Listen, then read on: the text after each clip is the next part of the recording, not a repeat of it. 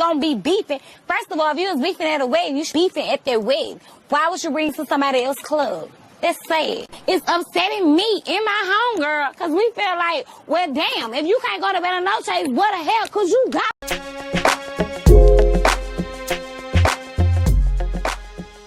What's going on, world? I'm Wesley from A Connection TV, the network, the one channel on YouTube where we actually adopt similar connections despite our differences. And the similar connection that I want to adopt with all of you beautiful TWD watchers out there is TW freaking D, The Walking Dead. Okay, but before I get into this review, first I would like to apologize that I did not submit this review for your viewing pleasure.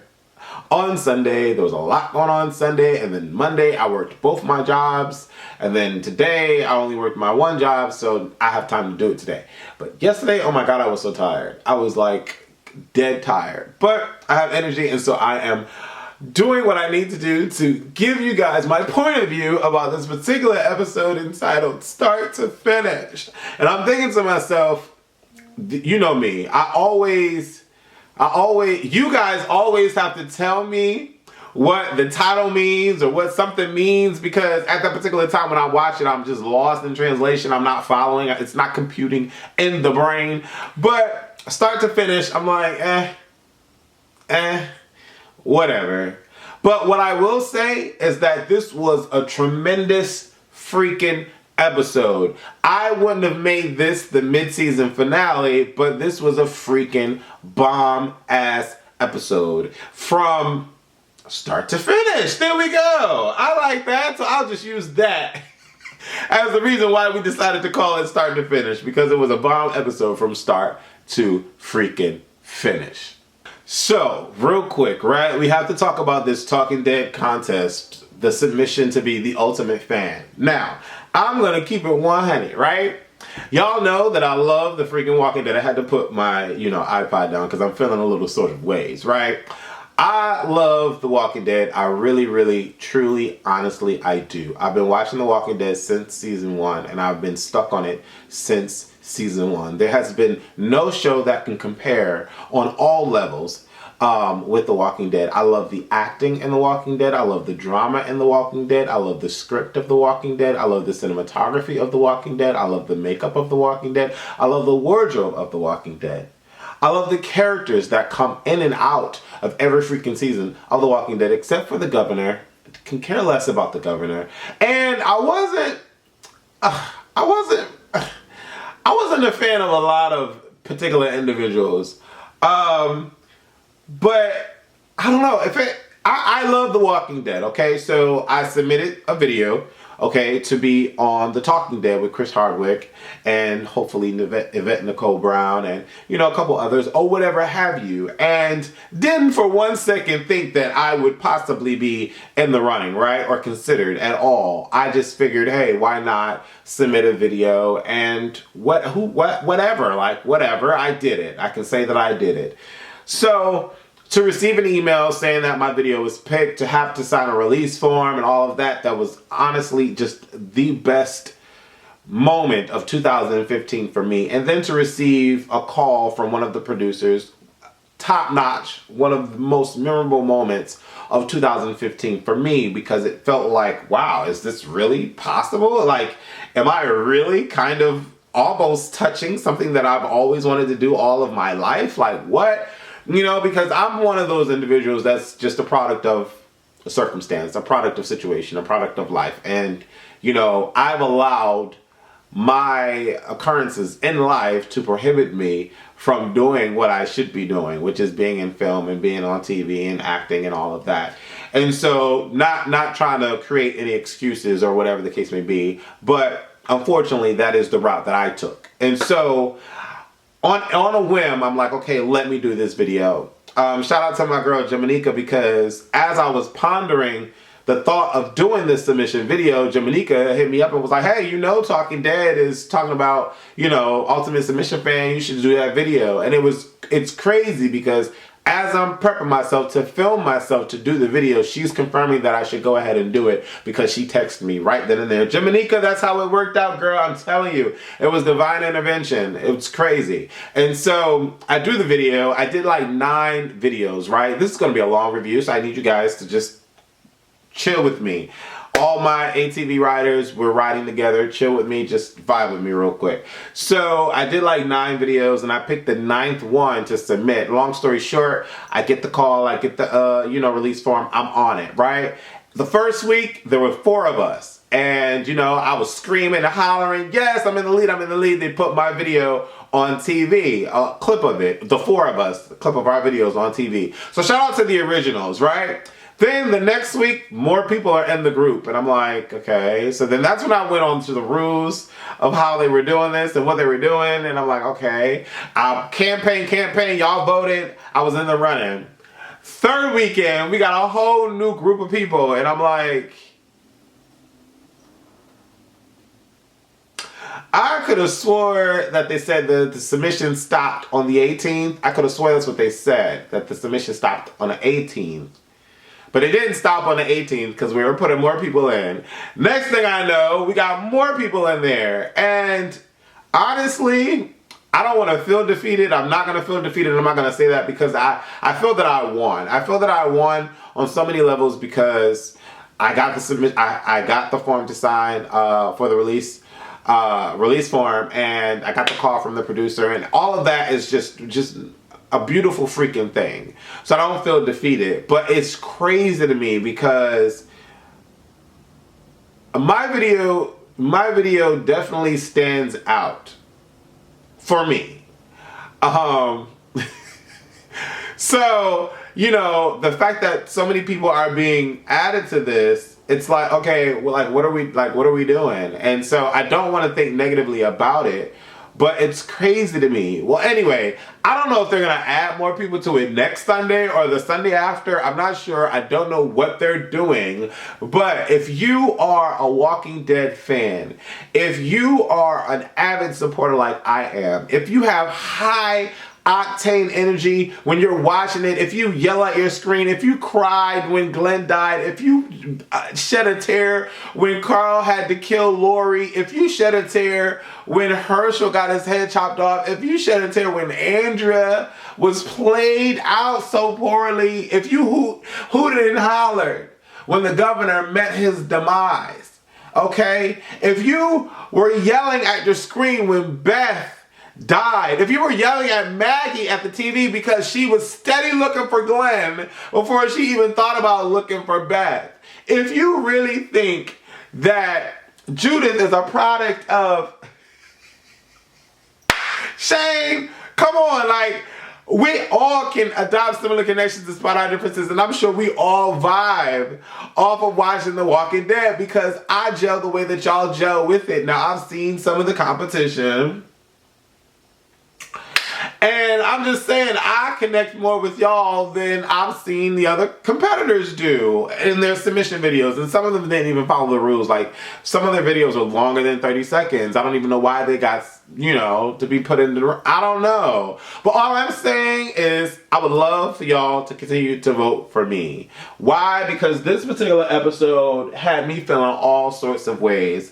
And it sucks that at the demise of Alexandria, I am starting to care about the Alexandrians because I know last episode I said that I didn't care about any of the Alexandrians except for the doctor, but that has changed now. That has changed now, and solely due to Deanna and the way that Deanna had the best freaking sayonara than any other character in The Walking Dead. I solely believe that because the way she went out was bad ass. Oh my God. And who would have thought that Deanna would have that ability to go out like that? Who would have thought that in her last moments of breath, she doesn't see Spencer. She doesn't know where Spencer is, but she's able to give Michonne great damn advice. Who would have thought that Deanna would be that bold and that brave to be able to muster up the ability to do that? I didn't think she had it in her, and I was completely like emotionally, I was having emotional orgasms, okay, watching freaking Deanna talk to Michonne and ask her, what is it that you want? And I suggest you figure it out. Like, okay, but let's get to the episode. We start this particular episode off with Sam listening to music, and he comes out like slow walking, drops down a plate that looked like it had some broccoli, some carrots, and something else on it. But he ate the food. He drops down the plate, goes back into the room, and you hear this odd music playing in the background, like some record is playing or whatever. And he gets on the floor and he starts doodling. I call it doodling because it wasn't like he was doodling. And you can tell that there were 2 zombies and someone in the mix of trees with a line going across it. I don't understand what that was all about, but whatever. And as he's drawing, you see an ant on the thing, or some kind of ant. It was an ant on the thing. And he just swipes it like that. But then the camera, you know how in the beginning the camera fades and it goes over to the side and pans over to the side. And then all of a sudden you see like this trail of ants crawling down. It's like, okay, what are they going to? What are they going to? But they're going to that plate. I think it was a cookie or a cake or something like that Jesse made for Sam. And I'm like, okay, he only bit half into it. Not even half, and just left it. Now all the ants is coming in. It was funny how all the ants just came in from that one window. Really? Like, just that one on the top. They smelled that cookie all over. It's funny how The Walking Dead be trying to make things look artistic and like Dream World-esque. But it's like, okay, really? Really? I don't know if y'all noticed that, but it was a little odd to me that they just came all the way up the house, the 2nd floor, for that piece of... They passed the kitchen to go all the way upstairs for that piece of cookie. One of my favorite moments in this particular episode was when, not that the tower broke, which, by the way, the tower looked really flimsy when it fell on the gate and the gate crashed and all the dramatics and all of that. The dust settles and, the zombies start walking in. I'm sure all of those people that do those zombie... all of that. And the Oscar goes to Wesley for the reenactment of one of them zombie monks that's sitting there walking in, getting their life orgasm in the costume because they a zombie in The Walking Dead. You see it, I see it, we all see it. But one of the best moments was when, Rick comes to and he sees the zombies coming toward him. And he gets up and, he's yelling at everyone, run, get to your houses, run. Isn't it weird though? I'm just saying, let's just capitalize off this moment real quick. Isn't it weird how in the last couple of episodes we've been seeing numbers and numbers and numbers and numbers of Alexandrians just so happen to like be. And then whatever happened to the black dude with the dreads? Where did he go? I know he didn't die. Did we see him perish?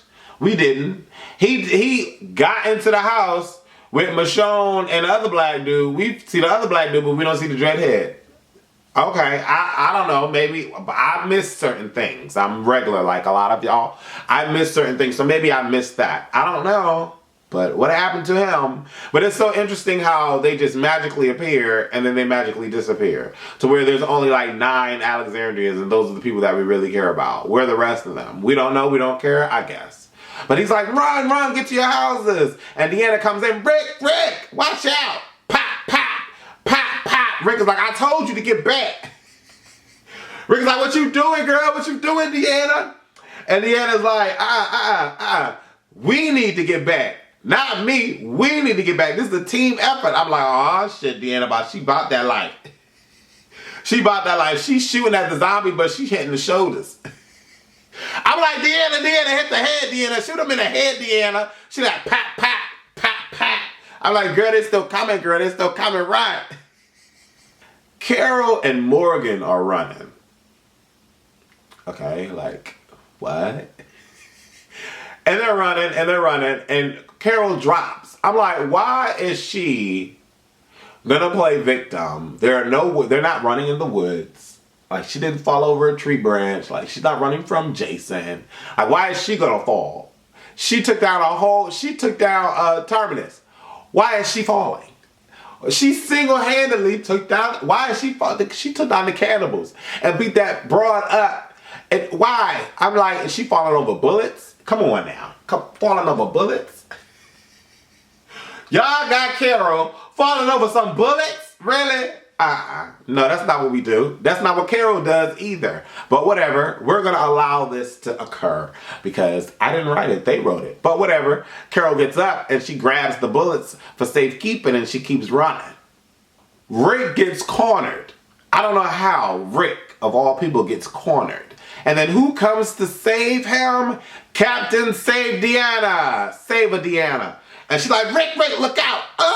And then, you know, she gets taken over by the zombies. Pop, bit. Then she falls and half her leg hits a chainsaw, which, by the way, was just out of the ordinary. Like, the chainsaw blade was just sitting out on the street. Like, why is the chainsaw blade just sitting out on the street? Come on now, really? And it just so happened to catch her leg. So now she got a chainsaw thing in the leg, and she bit on the side. But she don't realize she bit on the side. She thought she got away without, you know, being hurt. Unbeknownst to her, she had, her blood, the stuff was gushing out her sides because the teeth marks was chomped into it. And I'm like, oh, Deanna. But Deanna saves Rick. After Rick done been saving all these people, not that he really wanted to, but he'd been saving everybody. Now, Deanna comes and saves Rick. I thought that was interesting. And by saving him, that led to her demise. Crazy. Now, if this wasn't one of the dumbest moments we see here, Miss Maggie, the female that just was about to go save her husband, she left. She's like, I don't need you. And where was he at? What's his name? I'm bad with the names. With the dude with the backpack. I want to call him Andrew. I don't know why I want to call him Andrew, but y'all know I'm just not the best with names. Where was he? And all of this that was going on. Where was he and where was Spencer? I'm sure we're going to find out in the next season or whatever. They were probably out gallivanting or whatever. I don't know. Probably the dude with the backpack, the gay dude, is going to lead Glenn in. I don't know. Maybe Spencer's going to lead Glenn in. I don't know. But it was rather interesting that none of these people that we've been seeing all this season they were not there. They were idle. They were gone. But Maggie, Captain Saber Glenn, can't seem to get off the ground, to get up, to get onto the ladder, to get up, to get onto the higher platform. She is struggling. And I'm like, this girl is carrying a baby, but that's fine. You can't even notice the child. She's unnoticeable. You can't, where's the belly? Why are you acting like you 9 months pregnant girl? She's trying to get up the ladder. She can't get up the ladder. And then the ladder falls, the rope pop, and she's sitting there dangling, I'm like, girl, really? And then when she finally gets on the platform, she's like,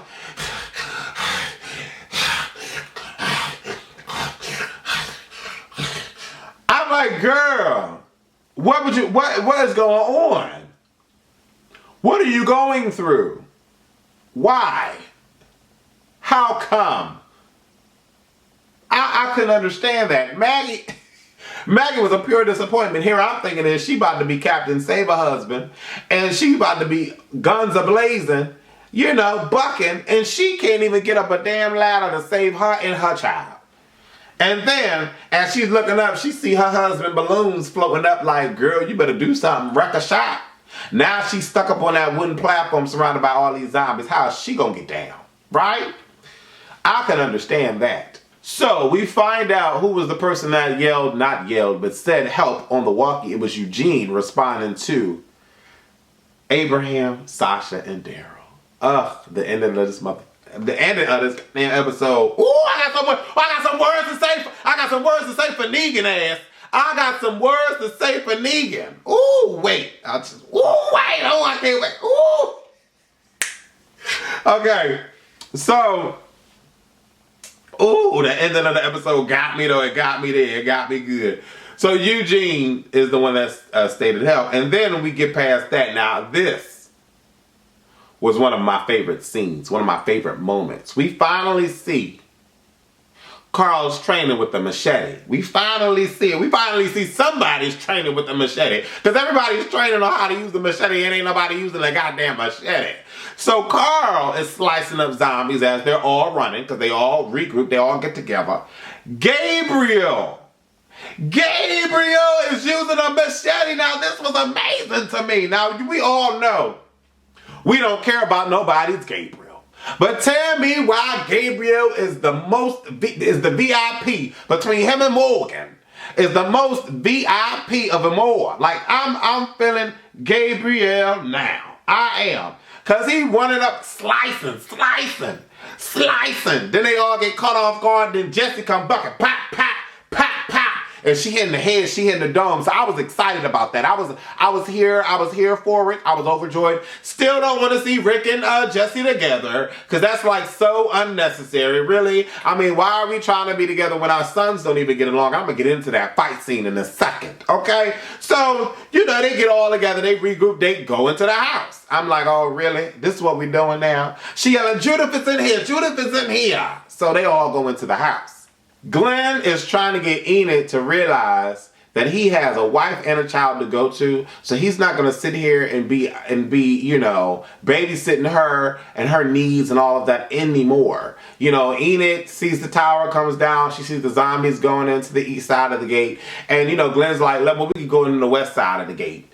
West, east, he figured that he can go on the other side of the gate to get inside, and, you know, Enid is like, this is how it all starts and ends. It always starts and ends this way. And I'm like, no, because the beginning of your situation was in a car where your parents died. It wasn't in a village, a town that the tower dropped. I understand where she was coming from. She's scared and all of that.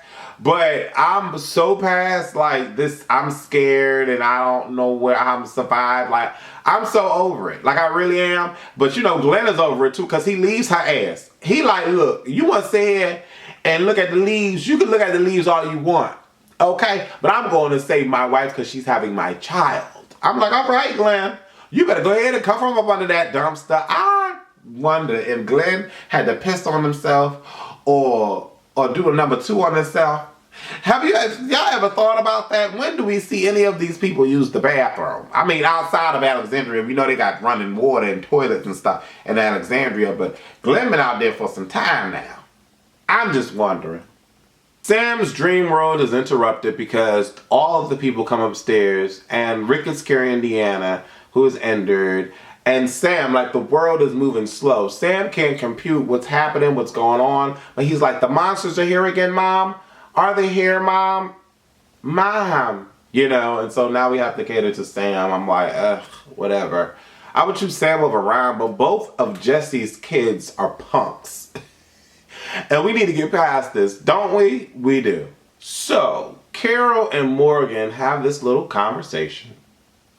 And, you know, Morgan is trying to help Carol. Carol doesn't want Morgan's help. I don't want Morgan's help either. Let's get that straight. So, you know, Morgan's like, you don't trust me, do you? And Carol's like, there's a lot of people that I don't trust. I trust a few of them, but yes, you are at the bottom of my list of people I do not trust. I said, yes, Carol. Read him. Read him, Carol, because you know he's hiding something, Carol. Read him. You know, and I'm like, okay, yeah, Morgan, she getting you together. And you better not lay one hand on my girl. You better not lay hand. That's what I'm thinking. Because we all know Morgan can beat up Carol. We all know Morgan can beat up Carol. But my thing is, like, I don't want to see that. I don't want to see that happen. Because I want the righteous to win. It's always the righteous that loses. Case in point, Deanna dying. But you know what? I'm not going to go there. I'm not going to go there because the producer was on television last week. I mean, this past Sunday saying his piece. And I was just like, actually not this past Sunday, the Sunday before when he was on with Glenn. Talking about how there's always a way where you don't feel like the good is going to win. And Chris Hardwick made mention of it as well. Then for some insane reason, we have to hear from this dude that has the W on his head. We do not give a flying about this dude with the W on his head. We do not. Carol is right. He needs to die. Let's kill him off. Then Deanna finds out that she was bit, and I'm feeling some sort of way because Deanna is a badass. Because all she does is says, yeah, right, that's rich. Or some along those lines. She doesn't cry, she doesn't weep, but she's just like, another one bites the dust. Michonne talks to Deanna about the plans she gave Rick. She says they can work. Deanna says, what do you want for you, Michonne? Michonne says, I don't know. Deanna says, you better. This whole conversation that Michonne is having with Deanna is amazing. Freaking amazing. Now, then we get to this damn fight with the two boys. Now, I'm sorry. Ron, is maybe like 3-4 pounds bigger, heavier than Carl. That shouldn't make no matter sense. It shouldn't matter at all. Like at all. I can't even talk. It should not matter. It should matter not. Because at the end of the day, Carl has been out here from day one. Day one, he's been out here, okay? Dealing with these zombies for 6 seasons. He was indeterminate. Come on now. He's been dealing with all of this stuff. Asking his father to give him a gun and all this, and the prison, all this, getting his skills together, all this. He had to kill Lori. So you mean to tell me that Carl can't take this little punk around? Really? Really? Carl is like, Ron, are you alright? Are you alright, Ron? Ron is like, Enid's dead. My mom's dead. I'm dead. We're all dead. Sam's dead. Everybody's dead. I'm like, yeah, you right. Pop! He would have got popped and I would have left him there and I would have broke up the door and had the zombies come eat him because you're doing too much. You're a loose cannon. You're a loose cannon. But because Carl wants to play hero and have his little pair, you know, where are the rest of the kids at? I guess they died. I don't know. You know, he wants to talk to Ron. Ron goes and locks the door behind him. Soon as Ron little ass would have did that, ooh, come on now. Come on now. Carl's sitting there like, Ron, what are you doing? Come on. Then they get to tussling. And I'm like, oh, Lord, really? This is what we doing now? We playing. It reminded me of when Carol fought that lady in Terminus. They was just wrestling all over the place. And when Ron got a hold of that shovel, I thought he was about to knock the hell out. I thought he was about to knock the hell out of Carl. I'm like, oh, come on now. Come on now. Come on now. Come on, Carl. Get out. Carl, get out. You know, Carl's still getting his ass beat. Just like Rick was getting his ass beat by the governor. Rick got his butt whooped by that governor, boy. Yes, he did. So it reminded me, Ron was the governor and Carl was Rick. And you know, he's sitting there wrestling. But boy, ooh, what I tell you, ooh, what I tell you though, ooh, what I tell you though. Ooh, what I tell you though, right. You know what I'm about to say, what I tell you though, Rick. Rick heard a scuffle in the garage. Ooh, Rick ran after it.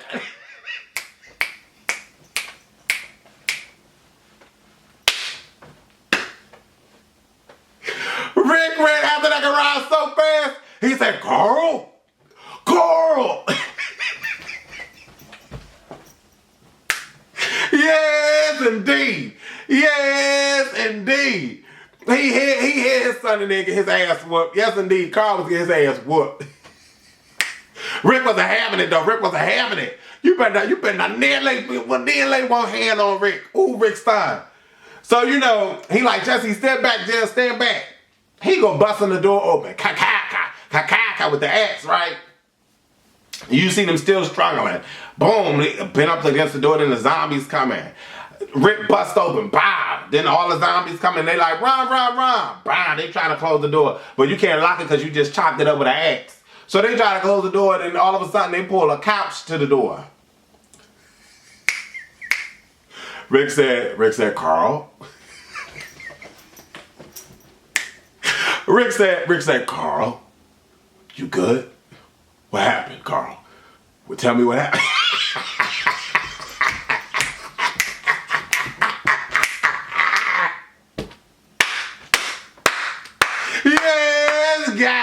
Yes, God. Rick was about to snipe Ron. Rick was about to snipe. Ooh, Rick was.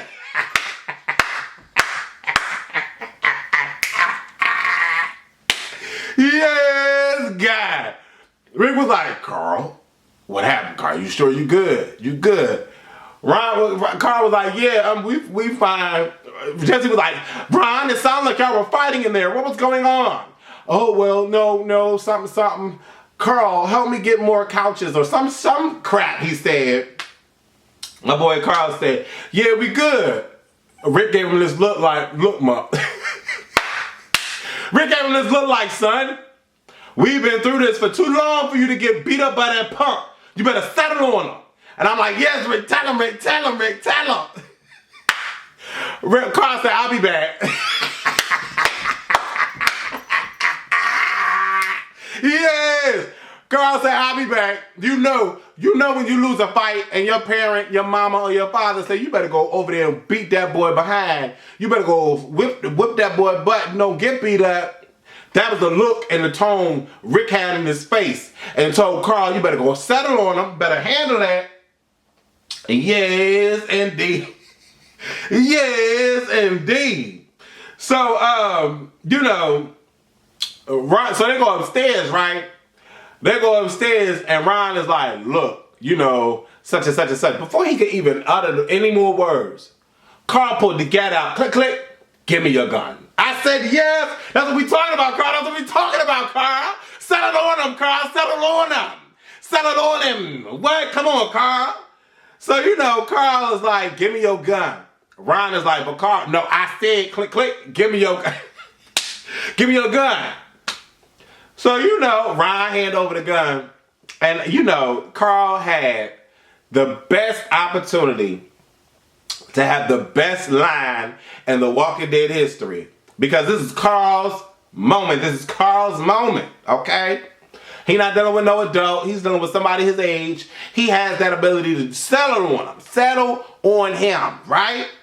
So, Carl comes in, and let me get the words verbatim, because he kind of pissed me off with his line. Carl says, look, I get that my dad killed your dad, but you need to know something. I was like, oh, snap. I thought he was going to say, the next time you try to run game on me, I thought he was going to say something like that. And settle on him. Settle on him. He going to say, I need you to know something. Your dad was an asshole. What? Cut. Who wrote that in the script? Who wrote that in the script? Who wrote that corny part in the script? I'm trying to figure that part out. Come on now, really? That's all you have to say, Carl? Ciao. I was over it. Deanna takes a peek at Judith. Ooh, shy. This was another favorite moment because Rick ain't the one. Rick ain't the one. Rick is not the one. You are not going to do anything to Rick's children. It's not going to work. So, he go upstairs. Rick go looking for Judith. He hear Judith laughing and giggling in the background. He like, where's she at? So, he come in the room and he see Deanna hovering over Judith in the Judith in the crib. Tell me why Rick grabbed that axe and went to go chopping at Judith's head so fast. Judith said, no, it's me. I'm not over. I didn't turn yet. It's me. Yes, this was a moment. Don't mess with Rick's children. Do not. Oh, I can't wait for Negan to meet Rick. Oh, I can't wait. See, y'all told me that Rick loses his hand or something because of a battle with Negan. I don't want Rick to lose no goddamn hand. And I don't want Carl to lose an eye. I don't want Carl to lose an eye. I don't want Glenn to die because of a bat with spikes or some shit Negan does to Glenn in the comics. I don't want any of that bullshit to happen to my people in The Walking Dead. You hear me? You hear me? Producers out there in producer land. Come on now. Come on with it now. Shoot. But we get past that. Now, Deanna wrote something for Spencer and Maggie. Rick says, I will make sure that they get it. Deanna says, will you look out for him the way you look out for your people? And then Deanna tells Rick, I didn't run to help you because you're a good father or a good man, or because you know how to grow a good beard. She says, I helped you because you're one of us. These people now are your people, Rick. I was like, ooh, Deanna better preach. Deanna better preach in her time, in her ultimate time of demise. She is preaching the word, gospel to Rick. And Rick takes it all the way to the heart. And for a split moment and some change, I feel that Rick is getting back into his roots when he woke up from being knocked unconscious, woke up. I'm seeing it. I am seeing it, right? And so I'm just feeling all the way grand about Deanna's ultimate end. I really am. And I'm appreciating it. And then, you know, Tara, Eugene, and Rosita, they encourage each other to survive. We get past that. Unbeknownst to them, they in the same house that Carol and Beth, is her name Beth? The doctor girl, and Morgan and the W man, right? So, you know, Carol, she a babe. Carol a babe bitch. Carol is a babe bitch. Oh my God, Carol, I love me some Carol. I love me some Carol. I swear for Lord, if they would have killed her, if they would have allowed Morgan's peaceful Yoda existing ass to have killed Carol, wouldn't have been cool. It would not have been cool. You saw what we did for Glenn. We damn sure would have did it for Carol. Trust and believe. So, not like we really could have changed the script because, anyways. But, you know, Carol plays Morgan. She does the okie doke, the possum, you know. Then all of a sudden, you know, Morgan goes down a couple steps, then goes back up because he doesn't trust Carol. Carol sneaks up on him, push him down, then she go running downstairs. Him downstairs. Morgan and Carol square up downstairs. Now, I'm going to tell y'all, this square up was a nice little thing for me. It was nice. It's almost as good as Sasha versus Michonne. I'm just saying. But, you know, they square up and Carol's like, I have to kill him, you know. And I'm going to just cut right to the fight. I'm going to cut right to the fight and then we're going to talk about Rick and Michonne, tell everyone to go. Okay. And Morgan, okay. Carol and Ron is lost. Jesse tries to, what's wrong? Rick says, I will get Judith. Gabriel said that I got to talk about that. Okay, long story short. This battle right here, because this is a long review. This battle between Carol and Morgan, it surprised me. And the reason why I said it surprised me was because Carol was able to get the okie doke out on Morgan face to face. Carol is not a pushover. Carol is not a punk. I appreciate that. Carol is weaker than Morgan though, so she could not overthrow him. But Carol is a bad chick. When Morgan slammed Carol on the ground the way he did, I thought that she fell on the knife. But the knife was, she was just knocked out. Carol is just knocked out. Carol is just knocked out right now. But then the W man knocks Morgan out, and Morgan's sleeping next to Carol with his own stick. Dumb. Oh, he's stupid.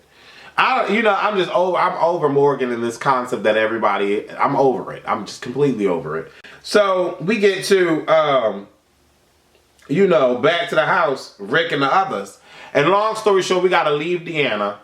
Deanna has an amazing conversation with Michonne again. And, Michonne is the last person that Deanna sees. And Deanna's like, no, I want to take my own life because I started with this life. I'm going to end it with this life. I'm the one that controls my life. Michonne is like, okay, thank you. And Michonne is telling Deanna, the plans that you made out, the blueprint, it could work. Deanna's like, even now? Michonne's like, yes, even now it could work. And all the while, I'm like, okay, I'm vibing with these Alexandrians right now. Or Deanna, let me say that. And Jesse, but I just don't want Jesse and Rick to get together. That's just me. But we get past that. And, as they make their way to do what they got to do, Gabriel approaches Rick. And, ooh, these words here. Gabriel says, Rick, I'm not going to give up out there. I will not turn back no matter what happens. Rick says, I know. And at that moment, they said, I'm sorry, bruh, but we in this together, and I understand. But Gabriel was like, I understand the full scope of what it is that you guys have to endure and what it is that you've been dealing with. And so I am in it. I am in it to win it. I am here. And you know, I have a feeling that Gabriel is going to be a force to reckon with in the next coming episodes. I just feel it in my spirit and in my heart. I really do. Honestly, I feel Morgan's going to end up changing his ways as well. The wolf takes the doctor. They exit. Rick and the crew walk through the zombies. And, you know, the music that was settling on my spirit, on my soul, on my hairs of my body was haunting. This music that was playing as they sitting looking over the horizon of you know, zombies, just the ocean of zombies in the town, and they just sitting there. That music was just captivating. It was mesmerizing. It was a lot going on, darling. And so as they're walking through the zombies, Sam starts to yell out, "Mom." Now something tells me, you know, we're going to continue right where we left off. One of the zombies is going to turn to him, and then they just going to have to haul ass. That's what I'm thinking. But this episode was just by far so amazing. It allowed me, and I'm hoping it allowed you guys as well to reconnect with your moral side. Because y'all already know, I've been Team Rick all the way through. But when you allow someone to transition, when they need to transition in life at that particular moment, at that particular time, and you experience that with them, and you encourage them to continue to evolve, I feel that that is what Deanna was going through. And the fact that she had reached the peak of her evolution at her untimely demise, it speaks volume to me.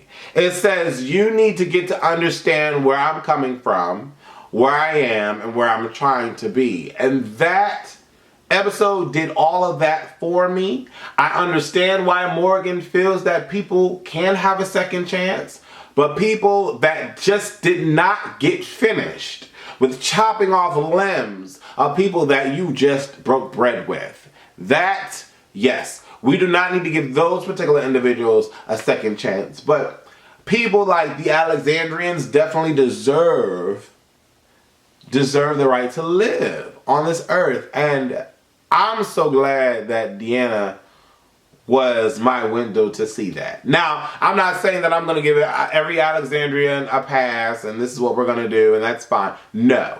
Okay? Because at the end of the day, I feel that you need to be able to look at people killing people and realize where you need to be if you want to still be alive. But I loved this episode. One of the top 3 episodes of all seasons thus far, right? For me, thus far. And so we move past that and we get the little 2-minute clip of this new month coming up in here. Thinking that he about to wreck shop. And when I tell you, baby, the 5-6 bikers in this Negan they got the wrong ones. They got the wrong ones with these 3 here. After what they just been through with this group, they got the wrong, and I'm gonna keep saying they got the wrong ones. Daryl come out like, what y'all trying to do? Abraham come out like, bruh, I've been all the way through it, okay? I've been all the way through it. You're not about to do it with me. And then the look on Sasha's face as she sizes us up. And then Sasha gonna be like, Sasha was like, and who are you? With the face like, I know y'all got guns, but y'all not starting on me and my crew right now. Y'all don't really want it. Y'all don't want it. And he was like, everything y'all own belongs to me. And he was like, I'm Negan. I'm like, you punk mother. Rick will whoop your look. Man, Carl will whoop your. But, you know, from what I hear, Negan is like the governor times 100. And I already hate him. I already hate him. But the rest of the next 8 episodes is going to be about us getting to know Negan. Or 7 to 6 episodes, however many they give us when we come back from commercial break. Right? I love this episode. I need to know what y'all thought about this episode. And I need y'all to do me that solid and to vote. That's what y'all need to do. Y'all need to vote. So yes, definitely vote. Vote for me, vote for me, vote for me, vote for me, vote for me, vote for me. Green arrow up on me. And if you want to vote everybody else down, you can. But I just want to be voted up. I really want to be on The Talking Dead. I know that I would be an emotional mess if I was on The Talking Dead. But I do want to give some shout outs real quick before this video turns off. I know this was a long review, but this is the mid-season finale. Come on, like, what are we talking about right now? Like, what? What are we talking about right now? Like, oh my God. So,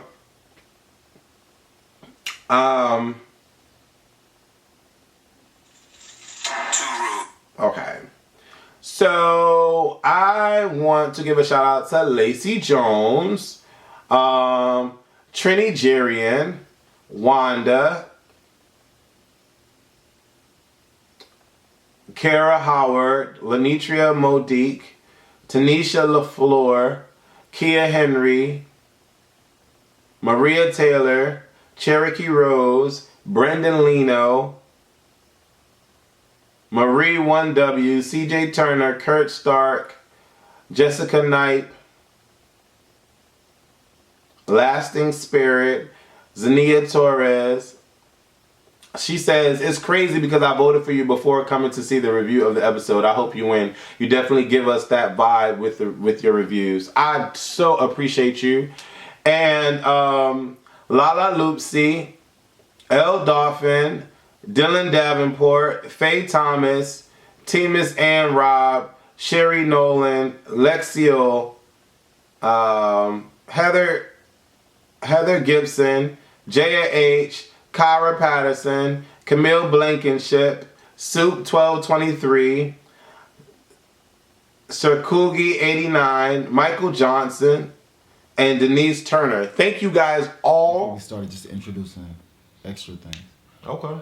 So this is completely like your site. Like it's This not is ran my- through a third party. No, This is your site, launched by you. It's launched by me, created by me. And you have actual